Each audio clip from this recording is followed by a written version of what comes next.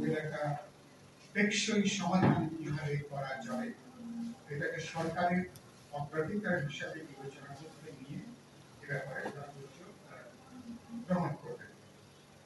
আমি ভাষা সংস্কৃতি প্রধান সম্পদটা ভূমিকে কেন্দ্র করে আমরা জানি, কিন্তু সেই ভূমির ব্যাপারটা তেমন কোনো গত চুক্তি স্বাক্ষরের এত বছর পার হওয়ার পরে প্রায় ৩০ বছর জন্য উল্লেখযোগ্য কোনো পরিবর্তন লক্ষ্য করি। এবং আমি আমি এক্ষেত্রে কথা বলতে চাই যে আমি আপনাদের অনুষ্ঠানের কথা বলি, আমার কিন্তু নতুন টাকা আগেও বলেছি, তবে আজকে কারো কারোর জন্য পার্বত্য চুক্তি, এটা বাস্তবে পার্বত্য শান্তি চুক্তি পাহাড়ের শান্তি আনে নেয়, এই বাস্তবতাকে মেনে নেওয়া দরকার। ২ নম্বর হচ্ছে এই চুক্তি করা হয়েছে পাহাড়ে বসবাসকারী যাদেরকে আমরা জাতিগত জাতিসত্তা বলি, আলাদা বৈশিষ্ট্য ভাষা সংস্কৃতি, প্রধানত তাদের সাথে করা হয়েছে। আমরা পছন্দ করিবার না, আমরা সমর্থন করিবার না, এই মুহূর্তে ৩ পার্বত্য জেলার ডেমোগ্রাফিক যে পিকচার, জনসংখ্যার জায়গাটা, এটা প্রায় আধা আধি, প্রায় ৫০-৫০। কোনো কোনো ক্ষেত্রে বলা হচ্ছে ওখানে যারা সেটলার হিসেবে বলা হচ্ছে, বাঙালি হিসেবে যারা পরিচিত, তাদের সংখ্যাটা দ্রুত বাড়ছে।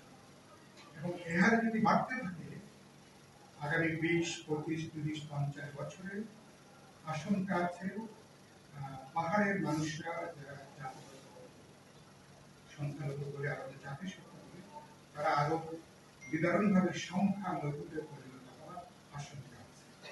এটা একটা বড় বিবেচনার মধ্যে এটাকে নেওয়া দরকার।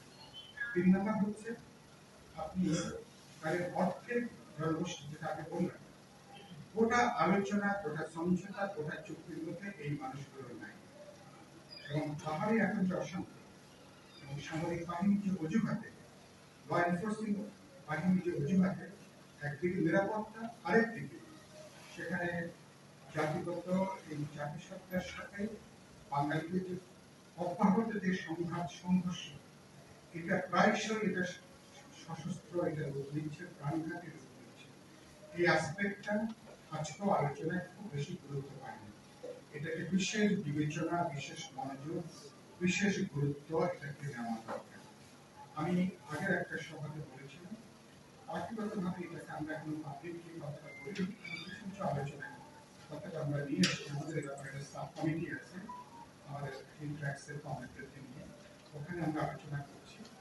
একটা আলোচনা মনে করি যে পুরো চুক্তিটাকে পর্যালোচনা করা এবং এই চুক্তির মধ্যে যদি সত্যি সত্যি সাস্টেনেবল, টেকসই যদি কোনো শান্তি চায়, কোনো উন্নতি বা উন্নয়নটা চায়, তাহলে এই বাকি অর্ধেক যে বাঙালি জনগোষ্ঠী, তারা কিভাবে এই আলোচনায় যুক্ত হবে, তারা কিভাবে গোটা রাজনৈতিক প্রক্রিয়ায় যুক্ত হবে, এটাকে বাইরে রেখে সম্ভবত আমরা আলোচনা করতে পারবো, সেমিনার করবো, আলোচনা করবো, সম্ভবত টেকসই কোনো সমাধানের পথে আমরা হাঁটতে পারবো।